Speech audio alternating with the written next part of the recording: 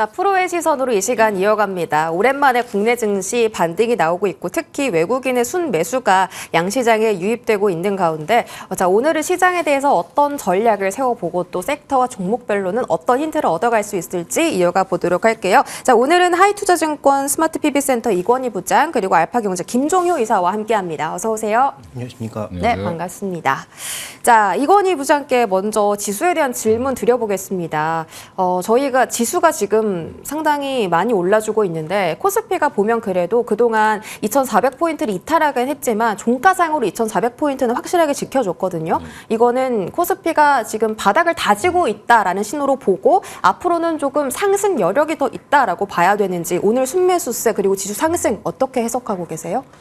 일단 지금 오늘은 뭐 2차 전지 종목들이 사실 반등을 강하게 해주면서 지수를 좀 끌어주고 있다라고 보시면 되고요. 그동안 이제 반도체 혼자 올라가다가 떨어지다가 반복을 하면서 사실 되게 안 좋았었고 지난주 월요일 날 공매도 이제 금지 효과로 인해서 급등을 했다가 그 부분을 거의 이제 다 반납한 후에 다시 한번 이제 오늘부터 올라오는 모습이 좀 나오고 있는 건데 일단 외국인들은 여전히 선물 중심으로 대응을 하고 있는 상황인 것 같고요. 여전히 현물은 그닥 그렇게 지금 강하게 매수하고 있지는 않습니다. 그래서 향후 이제 외국인들의 매수 기조라든지 이런 것도 좀 지켜보실 필요가 있을 것 같고요. 지금은 이제 오늘은 이제 2차 전지 종목들 이제 어제 테슬라가 이제 한 4% 이상 올라오면서 뭐 인도 진출 얘기부터 시작해서 여러 가지가 나오고 있죠. 이런 얘기가 나오면서 사실은 2차 전지 쪽에 다시 한번 기술적 반등이 좀 나오는 거라고 좀 보고 있고요. 반도체 관련된 종목들도 이제 뭐 한미 반도체라든지 뭐 그전에 뭐 파두는 상장 이슈까지 나오면서 사실은 미국에 있는 반도체 장비주들은 사상 최고가를 내고 있는데 우리나라 장비주들은 지금 오히려 좀 빠지는 모습, 밸류에이션 부담감이 있다라는 얘기가 좀 나왔는데 그 부분도 이제 어느 정도 일단락이 되고 있는 것 같습니다. 실적 발표가 이제 마무리되면서 종목들이 다시 이제 하락 후 반등이 나오는 국면이 들어왔는데 여전히 삼성전자라든지 하이닉스 적자 기조지만 반도체 쪽은 적자 기조지만 여전히 지금 좋은 흐름을 이어가고 있기 때문에 앞으로 이제 내년 시장에 과연 뭘 투자할 것인가에 봤을 때 이제 바닥을 잡아주는 이제 반도체가 어떤 역할을 해주냐에 따라서 앞으로 이제 향후 지수 전망은 좀 달라질 걸로 보이고요. 2차 전지는 이제 어느 정도 이제 낙폭이 많이 컸던 종목들 중심으로 해서 반등이 나오는데 그래서 바닥권을 형성할 것인지 아니면 급반등을 할 것인지 여부는 좀 상황을 좀 지켜봐야 된다라고 보고 있습니다. 네, 반도체가 일단은 바닥을 잘 잡아줘야 한다. 내년도에 지수가 상승할 수 있는 여력을 반도체 쪽에서 가져간다라고 보고 있고 2차 전지에 대한 추가 상승 여력은 아직까지는 좀 지켜볼 필요가 있다라고 언급을 해주셨고요. 그렇다면 우리 김종효 이사님께 여쭤보겠습니다. 뉴욕 연방준비은행에서 그 내년도 기대 인플레이션을 3.7에서 3.6%로 소폭 낮췄거든요. 근데 이거를 금리가 그러면 조금 더 떨어지겠다라고 긍정적으로 해석을 해야 되는 건지 아니면 내년까지 가서도 기대 인플레 2%를 충족을 못하겠네? 이렇게 해서 좀 부정적으로 해석을 해야 되는 건지 어떤 쪽에 무게를 두는 게 좋을까요? 네, 일단 내년에 2%로 돌아간다는 것은 불가능하고요. 왜냐하면 지금 경제 구조가 완전히 바뀌고 있기 때문에 예전만큼의 흐름으로 돌아가기엔 불가능합니다. 그래서 시장에서 원래 처음에 말했던 것은 그놈의 2%, 3%로 좀 올리면 안 되나라는 그런 짜증 섞인 반응도 많이 냈었는데 연준은 아직도 돌덩이처럼 바꾸지 않고 있는 모습이죠. 자, 일단 가장 중요한 것은 이 금리 민감도가 시장에 크게 나타날 것인가? 저는 이제 CPI는 시장의 예상을 아주 대규모로 크게 상회하거나 대규모로 하회하는 그런 서프라이즈가 나타나지 않는 이상 물가 지수가 더 이상 지수에 투자 심리에 영향을 미치는 것은 쉽지 않다. 어차피 지금 우리가 봤던 컨센서스 주변에 있는 거라면 결국은 동결 구조로 갈 가능성이 높다라고 봐서 이 영향은 줄어들었다라고 보시는 게 맞죠. 오히려 지금 시장의 핵심 포인트는 뭡니까? 수급입니다. 오늘 시장에서도 제가 보기에 오늘 우리 시장이 강하게 움직이는 것은 수급이 변한 것 말고는 아무것도 없다. 2차 전지가 오르는데 왜 수급이냐? 2차 전지를 수급이 이끌고 있으니까 수급이라고 말씀드리는 거죠. 대표적으로 오늘 윤 대통령이 여러 가지 얘기를 내지 않았습니까? 그러면서 움직이고 있는 종목의 특징, 시장의 특징을 보시면 기관이 삽니다. 금융투자가 사는데 프로그램 매수를 견인하지 않고 있죠. 무슨 얘기입니까? 지수를 대규모로 갑자기 사고 있다는 얘기거든요. 근데 그것도 프로그램을 동반하지 않고 사고 있다는 얘기는 뭐 뇌피셜을 한번 돌려보자면 뭐 이런 얘기 나오지 않았을까요? 뭐 증권사들 중에 공매도 많은 곳 한번 찾아봐라. 뭐 이런 얘기 나왔을 가능성이 높고 그러면서 금융투자가 프로그램을 끼지 않고 4천억이나 산다? 이것은 제가 보기에는 뭔가 포지션이 꽤나 많이 줄고 있다는 것을 방증하고 있는 것입니다. 또 하나, 외국인도 오늘 유가증권에 사고 있는 종목, 그들이 가장 많이 공매도했던 2차전지 종목이죠. 그다음에 코스닥 시장에 무려 2천억의 매수가 유입되고 있습니다. 그래서 지난 월요일만큼 그렇게 드라마틱한 효과는 나오지 않고 있지만 정부 쪽의 추가 부양책에 대한 기대감 때문에 오늘도 무언가 포지션은 좀 줄고 있다라고 판단이 되고 있고, 그로 인한 수급의 변화가 지금 시장을 이끌고 있는 상황이어서, 그렇다면 국내 수급은 이런 부양책 관련된 것들로 움직인다면 우리가 앞으로 주목해봐야 될 건 CPI가 아니고 과연 미중 정상회의를 통해서 미국채를 중국이 사줄 것인가가 관건이죠.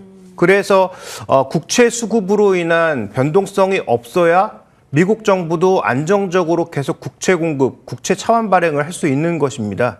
그게 만약에 이루어진다면 저는 미국의 빅테크 종목군들은 한 단계 더 올라올 수 있다고 보고 있고요. 그러면 우리 시장의 주요 종목군들도 한 단계 더 움직일 수 있어서 국내 수급은 부양책, 그다음에 전체적인 수급은 국채금리의 안정, 이 두 가지를 한번 우리가 살펴보는 게 좋을 것 같고, 국내 국채금리가 아니라 미국의 10년물 국채금리를 중심으로 바라보시는 게 좋을 것 같습니다. 미국채의 가장 최대 고객이 중국인데 미중 정상회담에서 좀 긍정적인 이야기가 나와야 중국이 조금 더 사줄 그럴 가능성도 있어요? 근데 그 이전에 이미 장관들끼리 만났죠. 네. 그리고 이미 예전에 옐런 장관이 중국으로 찾아가서 한번 세일즈를 한 적이 있죠. 그런데 중국이 안 받았죠. 그래서 이번에 이제 정상들이 만나기 전에 장관들끼리 실무회담은 이루어진 것으로 보이는데 어느 정도의 사인이 될지는 아직은 알 수 없는 부분이고요. 여전히 중국이 사지 않고 둘이 반목하는 그런 분위기라면 미국채 수익률이 안정될 가능성은 높지 않다. 왜냐하면 일본이 살 수 있는 여력도 점점 떨어지고 있다. 이렇게 봐야 될 것 같습니다. 네. 자, 오늘 그 김종유 이사님께서 말씀 주신 것처럼 외국인들의 수급이 조금 두드러집니다. 특히 코스닥 쪽에 외국인 수급이 상당히 많이 들어있고 환율이 올라가는데도 불구하고 사들이고 있잖아요. 이쪽에 대한 이유를 이건희 부장께서 어떤 쪽으로 보고 계세요? 일단 아까 뭐 말씀하신 것처럼 이제 뭐 공매도 금지 뭐 이런 얘기 나오면서 이제 사실은 이제 강한 반등이 나왔던 쪽이 2차 전지고, 오늘도 또 이제 대통령께서 말씀하신 대로 발언을 좀 강하게 했죠. 그러면서 또 다시 한번 또 오르는 쪽이 이쪽인데, 사실은 이제 공매도 금지 조치 기간 그동안 이제 한 3차례 있었던 기간들을 보면 대부분 다 위기 국면이었고, 위기 국면에서 금리를 낮추면서 유동성을 공급하던 시기였는데, 지금은 금리를 오히려 이제 올리는 기간이고, 지금 사실은 유동성도 많이 부족한 상황이기 때문에 이거에 따른 이제 효과는 일시적일 수밖에 없다고 보고 있고요. 중장기적으로는 이제 외국인들의 수급에 대한 이제 꼬임 이런 것들 때문에 투자가 위축될 수 있다라는 그런 우려가 이제 많이 나오고 있는 상황이어서 지금 오늘 이제 매수도 사실은 이게 추세가 이어질지 여부를 좀 지켜봐야 될 것 같고요. 지금 이제 사실은 외국인들이 뭐 많이 산다라고 하는 쪽도 결국에는 뭐 하이닉스랑 뭐 삼성전자 중심으로 많이 사기 때문에 여전히 내년에 성장성이 높은 섹터, 그다음에 바닥을 찍고 돌아서는 턴어라운드하는 업종에 대한 투자, 그리고 이제 한국이 내년에는 반도체가 그나마 좀 좋아지지 않겠어? HBM 시장에 대한 기대 이런 것들을 담아서 좀 사는 것뿐이지 사실은 전반적인 분위기에서 매수세가 들어오진 않고 있다라는 부분이고, 최근에 한 7, 8월 이후부터는 외국인들이 사실은 뭐 현물을 강하게 산 적이 별로 없었습니다. 네, 그러면 대부분 선물 가지고 이제 시장을 약간 좀 흔드는 그런 모습만 나왔기 때문에 그런 부분들은 조금 유념하셔서 오늘 반등이 세게 나오니까 내일도 좋고 모레도 좋고 계속 좋아질 것 같다라고 생각하시면 안 될 것 같고요. 지금은 이제 어떻게 보면은 일시적인 수급에 의해서 올라가는 그런 시장이기 때문에 이 안에서 이제 오늘 뭐 급등이 나오는 종목이 내일도 급등할 수 있다라는 생각을 하시기보다는 조금 더 이제 보수적으로 대응을 하시는 게 맞을 것 같고요. 당분간은 이제 저는 뭐 이게 방망이를 좀 짧게 잡고 가져가시고 수익률도 좀 목표 수익률 좀 낮추셔서 좀 현금 비중을 계속 좀 확보해 가시면서 매매를 하는 전략이 좀 필요하지 않겠나 이렇게 개인적으로 생각하고 있습니다. 연속성 측면에서 아직은 확신할 수 없는 단계다. 여전히 방망이를 짧게 잡고 보수적인 대응이 필요하다. 오늘 올라갔다고 추격 매수는 안 된다라고 좀 들리네요. 자, 그렇다면 이 섹터 쪽으로 넘어가서 2차 전지 한번 보도록 하겠습니다. 테슬라 쪽에 오늘 호재가 여러 가지 있었습니다. 그 전기차 트럭 재판매 금지하겠다라고 했고, 인도 쪽에서도 테슬라 차량을 좀 판매하기 위해 관세를 좀 좀 낮춰주겠다 이런 소식들 여러 가지 나오면서 주가가 급등했는데 우리나라 종목들은 왜 꼭 테슬라 이야기가 나와야만 이렇게 반등을 하는 건지 개별적인 모멘텀은 없는 건지 어떻게 보세요? 근데 뭐 최근에 테슬라가 오른다고 해서 반드시 또 국내 종목이 올랐던 것도 아니기 때문에 오늘은 아까 말씀드렸던 그 공매도와 관련된 이슈가 좀 더 영향력이 크다. 즉 기관과 외국인 수급 유입이 좀 더 크다라고 볼 수 있는 상황이고요. 그다음에 또 하나 이제 우리가 살펴봐야 될 핵심 이슈는 최근에 뭐 유럽 쪽에서도 그렇고 오늘 뭐 엑슨모빌 얘기도 그렇고 2차 전지 쪽에 새롭게 투자를 하는 그런 경쟁사들이 점점 늘어나고 있다라는 점. 그래서 우리가 가장 핵심으로 삼았던 것은 전기차가 이렇게 폭발적으로 성장하는 구간에 경쟁사 별로 없이 우리가 이 시장 다 차지할 수 있다라는 그런 이 개념으로 접근했는데 우리와 함께 하던 곳은 자꾸 우리의 손을 놓거나 투자를 지연시키거나 이렇게 가고 있고 노스볼트는 내년에 지금 상장 얘기가 나오고 있는 상황이고 그다음에 퀘벡에 또 배터리 공장 짓는다는 얘기가 나오고 있는 등 전체적으로 우리나라 지금 배터리를 둘러싸고 있는 환경이 예전처럼 우리나라가 독보적으로 치고 나가기보다는 뭔가 약간 경쟁으로 가고 있는 듯한 그런 분위기가 연출되고 있는 것이 저는 가장 큰 악재 요인이다라고 보고 있습니다. 따라서 오늘 뭐 테슬라 호재가 있었고 그에 따라서 움직인다라고 판단하기에는 공교롭게 이슈가 겹쳐 있을 뿐이다라고 보고 있고요. 최근에 나타나는 분위기는 오히려 악재, 이 시장이 우리가 바라봤던 확실한 2025년도까지의 숫자가 나오지 않을 가능성, 그다음에 뭐 포드 같은 회사는 뭐 전기차에서 거의 지금 형태로만 보면 이탈할 가능성 뭐 이런 것들이 나오고 있는 상황이니까 리스크가 노출되어 있는 종목군들에 대해서는 최대한 리스크를 저도 자제시키는 것이 현재 구간에서는 좋은 전략이 아니냐라고 판단하고 있고요. 물론 중장기적으로 좋아지지만 우리가 중장기적으로 좋아진다고 해서 너무 앞서갔던 것이죠. 그러니까 앞서갔던 것은 되돌릴 수밖에 없는 거고 되돌린 이후에 정말로 다시 실적도 올라오고 그다음에 공장 증설이라든지 이런 것들이 가파르게 다시 올라와줘야 예전의 주가를 한번 도전해 볼 수 있는 에너지가 생기기 때문에 어쨌든 지금은 비중을 늘리기보다는 어떻게 효율적으로 위험 관리를 할 것인가에 좀 더 주력하시는 게 전 좋을 것 같습니다. 위험 관리에 집중을 해야 한다. 너무 먼 가치까지 지금 다 주가에 선반영이 됐다. 네, 다시 좀 여력을 찾으려면 조금 더 이런 부분들이 해소가 돼야 될 것 같고요. 우리 김종효 이사님께 또 여쭤보도록 할게요. 지금 이건희 부장께서도 그랬지만 지금은 트레이딩 영역이다. 라고 하셨거든요. 그러면 2차 전지 안에서 지금 트레이딩이 가능한 건지 아니면 오늘처럼 올랐을 때 그냥 매도를 해야 되는 건지 궁금하네요. 뭐 개인의 비중에 따라 다르겠지만 기본적으로 비중이 너무 많으신 분들, 이쪽에 과하게 투자하신 분들은 셀이든 뭐 소재든 상관없이 반등 구간에 줄여야 되겠죠. 그다음에 적절한 비중이 있으신 분들은 지금 그 셋 중에 무엇을 좀 더 주력해 봐야 될까라고 생각해 본다면 저는 뭐 셀 쪽이 아닌가. 지금은 소재 쪽보다는 셀 쪽이 그래도 좀 더 영향력을 발휘할 수 있는 구간이고 오늘 뭐 외국계 리포트에서도 뭐 국내 2차 전지 쪽에 투자할 만한 종목으로 꼽은 게 결국은 셀 쪽 종목들이었거든요. 그래서 저는 지금 리스크에 노출되어 있는 SK온 뭐 이런 쪽보다는 삼성 SDI가 밸류 기준으로도 안정적이고 그다음에 과한 투자도 하지 않았고 투자 여력도 여전히 남아있다라는 측면에서 삼성 SDI를 가장 긍정적으로 보고 있고요. 그다음에 나머지 종목군들은 비중이 많으신 분들은 이렇게 급등하는 구간의 트레이딩을 통해서 일정 부분의 현금을 좀 마련해 두는 것도 크게 나쁘지는 않다라고 보고 있습니다.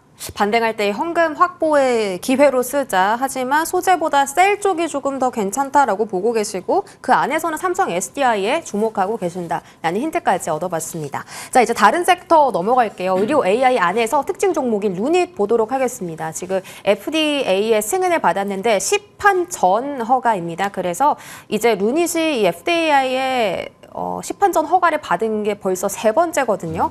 주가도 화답을 해주고 있고 뭐 여러 가지 뭐 캔서, 문샷 그 모멘텀도 있는데 루닛이 사실은 지금 주가가 많이 올라왔잖아요. 그렇죠. 지금 잘 버티고 더 올라갈 수 있다라고 봐야 되는 건지 지금도 매수가 가능하다고 보세요? 전 결론부터 말씀드리면 이제 시장이 한참 호황일 때는 이런 이제 성장주에 대해서 굉장히 후한 점수를 주면서 올라갈 수 있는데 지금은 약간 조금 시장이 어떻게 보면은 약세장이라고 보시는 게 맞을 것 같고요. 이런 약세장에서 사실은 올해 굉장히 핫하게 올라왔던 종목이 또 루닛도 그 중에 한 종목인데 보면 이제 시장의 시가총액이 지금 한 1조 1,000억 정도 됩니다. 그리고 기업 지금 사실은 영업이익은 전혀 버는 게 없고 올해 이제 적자 예상도 보면 한 290억 정도 적자를 볼 걸로 예상을 하고 있는데 물론 이제 기술력과 그다음 미국에서 FDA 승인받은 이제 여러 AI 기술들이 매출을 발생해서 이제 계산을 해보면 향후에 좋아질 수 있다라는 그런 결론 나올 수 있습니다. 근데 이게 항상 투자자의 속도와 그다음에 이 기업의 속도가 다를 수 있기 때문에 미국에서 미국 시장에 진출 허가를 받았다고 해서 바로 이제 돈을 버는 게 아니고 또 이제 이게 얼마나 침투율이 높아지고 여러 병원에서 쓰일 수 있느냐가 더 중요한데 그런 상황을 좀 지켜보실 필요가 있을 것 같고요. 예전 같으면 아마 이런 뉴스가 나왔으면 아마 루닛이 한 10% 이상 상승하지 않았을까 생각하는데 오늘은 한 4%대 상승에 머무는 걸 보면 여전히 지금 심리는 조금 안 좋아졌다라고 생각하시면 되고요. 그러면 지금은 과감하게 여기서 더 올라갈 거라는 거에 베팅해서 뭐 더 사시기보다는 좀 관망하시는 게 좀 맞다라고 생각을 하고 있고요. 앞으로 이제 이런 것들이 얼마나 침투율이 높아지고 있는지 과정이 이제 나오면서 적자 탈피가 언제쯤 될 거다라는 그런 얘기들이 좀 희망 섞인 얘기들이 좀 나올 때 오히려 주가가 재상승하지 않겠나 생각을 하고 있습니다. 네, 자 이쪽 루닛에 대해서는 상승 베팅보다는 관망이다. 자 이건희 부장님 추천 종목, 관심 종목 바로 들어볼게요. 예, 저는 뭐 지금 오늘 마음 AI를 갖고 나왔는데요. 같은 AI 쪽이네요. 예, 마음 AI는 일단 뭐 최근에 이슈가 됐던 이유는 이제 대기업들이 이제 마음 AI 사옥을 지을 때 뭐 가서 이제 참관도 하고 보고 이래서 많이 올라갔는데 이쪽에서 지금 보면은 이제 여러 자문이라든지 이런 것들을 많이 해주고 있는 상황이고 실제로 이제 H백 칩을 가지고 이제 AI 산업을 키운다라고 지금 하고 있는데 지금은 뭐 단순히 이제 그 인공지능 서비스 기업 이렇게 지금 되어 있지만 플랫폼을 통해서 지금 서비스 효율화 계속 지금 진행하고 있고요. 그다음에 맞춤형 서비스 계속 제공하려고 하고 있는데 제가 이제 좀 전에 회사는 보수적으로 보고 마음 AI는 왜 가져 나왔냐 이렇게 말씀을 하실 수도 있는데 이 회사는 이제 적자 탈피가 얼마 남지 않은 회사로 보이기 때문에 그렇고요. 한번 이제 내년부터는 본격적으로 흑자 기조로 돌아설 가능성이 높다라고 보고 있는데 여전히 이제 연구 인력도 지금 회사 규모에 비해서 좀 많이 두고 있고요. 새로운 비즈니스 체계를 계속 지금 창출하려고 노력을 하고 있기 때문에 그런 성과들이 나올 때마다 주가는 한 번씩 올라갈 가능성이 높다라고 보고 있습니다. 그래서 지금 공매도가 금지된 기간에 어떻게 보면 이런 종목들은 뭐 사실 뭐 공매도에 들어갈 수 있는 종목들도 아니지만 오히려 이제 누를 수 있는 세력보다는 추가적인 꿈으로 갈 수 있는 부분이 더 크다라고 보고 있습니다. 네, 가격 전략은 예. 있을까요? 네, 짧게 한 35,000원 정도 보시고요. 네. 그다음에 손절가는 22,000원을 말씀드리겠습니다. 네, 바로 이어서 김종효 이사님의 관심 종목도 들어보겠습니다. 네, 저는 스튜디오 드래곤 보고 있는데요. 일단 이 종목의 가장 큰 문제는 마진율이었죠. 이게 서비스 업체인데 마진율이 왜 이 모양일까 싶을 정도로 낮은 마진율을 그동안 보여왔는데 마진율이 좀 개선될 추이를 이번 3분기 실적에 보여줬습니다. 그 핵심 포인트는 두 가지인데요.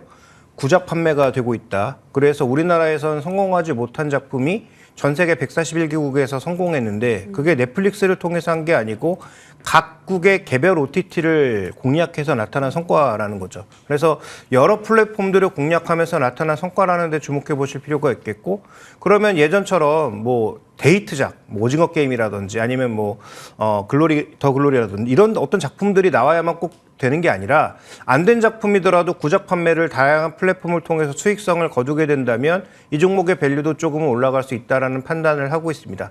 그런 차원에서 접근이 필요하고 가격 전략은 저는 이 종목의 뭐 밸류의 PB 2배 정도라고 볼 수 있는 6만 원 중반대 정도를 목표가로 보고 있고요. 네. 손절 가격은 일단 조금 짧게 한 5만 1,000원 정도를 바라보고 있습니다. 네, 채널이 다양해지고 더 많아졌다. 자, 스튜디오 드래곤까지 살펴봤고요. 지금까지 하이투자증권 이건희 부장, 알파경제 김종효 이사님과 함께했습니다. 고맙습니다.